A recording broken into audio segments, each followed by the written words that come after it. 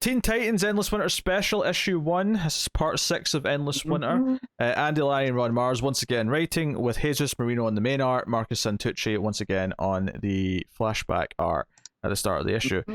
So this is where we're finally getting to the actual cliffhangers of the week, both for the flashback and the main story.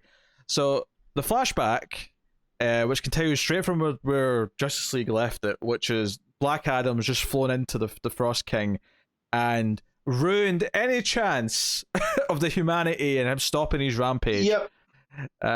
Basically ensuring that he was going to, rain hell upon the earth with a blizzard and endless winter and all the rest of it. He basically vows as much. He's like, my wife and children, because you see them kind of falling down but in the last issue, this wasn't Justice League, you see them kind of falling into a glacier, essentially. So they get frozen in time like Captain America. Yes. Basically. A state of suspended animation. But yes, so this is this issue. Sorry, the glacier is this issue. It's a few pages. The glaciers, but yeah, so they fall in there. But that's I feel like Black Adam, as he punched him into the glacier, is what made that crack open up, and that sounds vaguely right. Honestly, reading through them back to back, like, this is why I got confused there and thought that was the last issue. But hey, so that's the cliffhanger of this, is the family falling into the crevice and presumably being frozen for where they're going to be found later. So very interesting. But we're going to Titans Tower, and this is maybe the most interesting one for us so far, in the sense that we haven't been reading the Teen Titans book that was ongoing. We don't really know much about these newer characters. Obviously, we know Wallace, we know a couple of the characters, but you have Emmy there, right? Yeah. But you got Wallace, but then these two other ones that I'm not. Yeah, Roundhouse. And Roundhouse. Yeah, and the Zarnian, of course. So it's just kind of weird, but they're basically just feeding people who they're keeping they're helping people out who are stranded in the cold at Titans Tower. Donna Troy and Beast Boy show up, which I do really like, partly because it gives me a couple of characters that I really like to sort of be a conduit in this story for me to latch on to a bit more. But also because it's maybe setting up some of that teacher-student dynamic that we're going to get, because they even mentioned there's the idea of a school has already been brought up, so that's kind of that seed's being planted, which is very nice. And Donna's like, no, you're doing a lot of good here, you don't have to be out fighting to be doing something good. But then, like, I think it's Roundhouse like, hey, there's a situation on a bridge that's like just really near here, and we could go and help with Brooklyn that. Bridge. Yeah, because I guess Titan Towers is in New York now. There's another one in one of the rivers, and so he's like, hey, there's trouble going there. Maybe we can go respond. And it kind of gets them to scratch that itch, so they all go out. We get a nice Titans together. So I had to look up Roundhouse because I'm not sure what his power set is. And it looks flame ball related.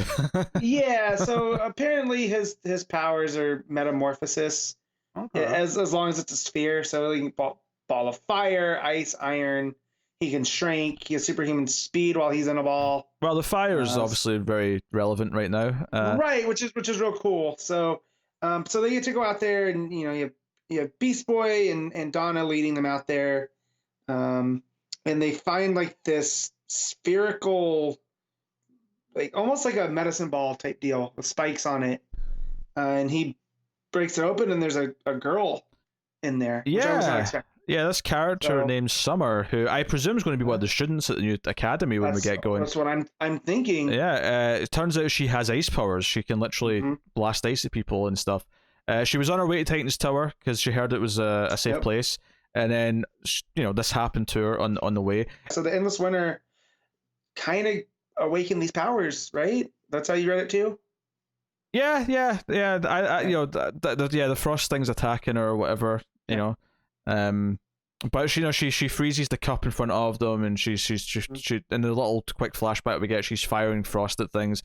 So it seems like a neat way of introducing this character, who is because there's even a moment here when Flash and the Cyborg show up with Starfire. He even says, "Oh, is this one of your students?" And she's like, "No, I'm just Summer." But it's kind of like, okay, so she probably is going to be a new student. we're really good down this path. They definitely did a good job at seeding the Titans Academy. Yeah, right. I'm down with that. I dig that Donna's got a winter top over her costume. She's got some winter wear.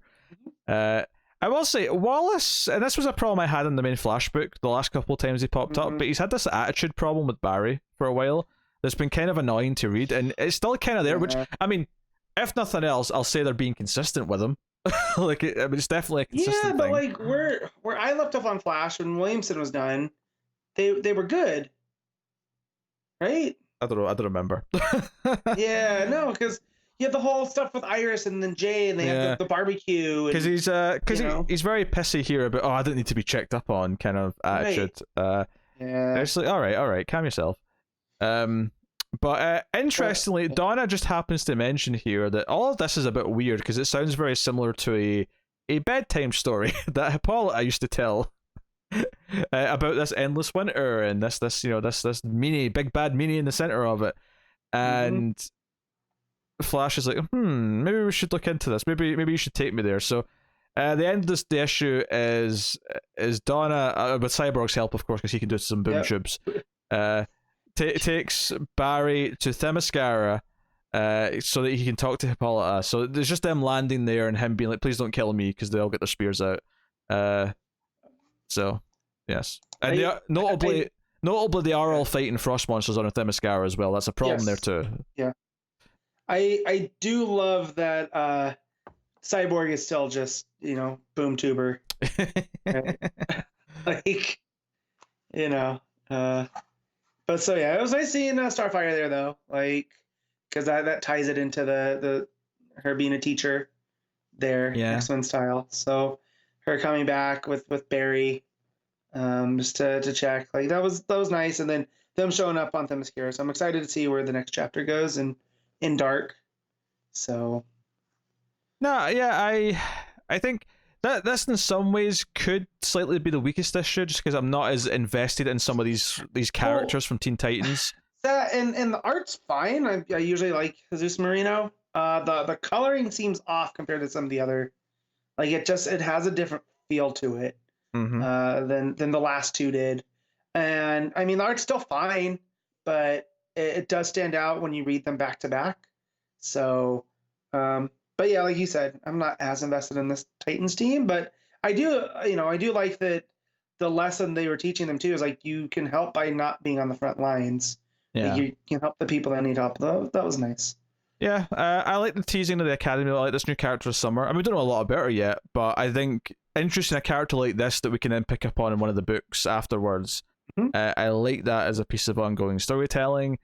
I like kind of the teacher dynamic of having some of these new Teen Titans. There's a couple there to begin with, and then Cyborg and Corey show up later. It feels like they're really seeding some of that stuff. So it feels like it has a purpose beyond just advancing the plot of Endless Winter a little bit, which is nice. So, yeah. But yeah, the art is probably the weakest of the three this week in terms of the main art, but by no means bad. So, what are you giving Teen Titans Endless Winter Special issue 1? I'm going to give this one a 7.5. Yeah, I'll probably just go with a straight 7, I think. But there is stuff in there I quite like about it. So yeah, it's still good. Like I'm still having a lot of fun with it. Yeah. So no, good week. So there was 3 parts this week. The next 2 are next week, and then the final part 9 is the 5th week. So next week is part 7 and 8, and part 9 is on week 5.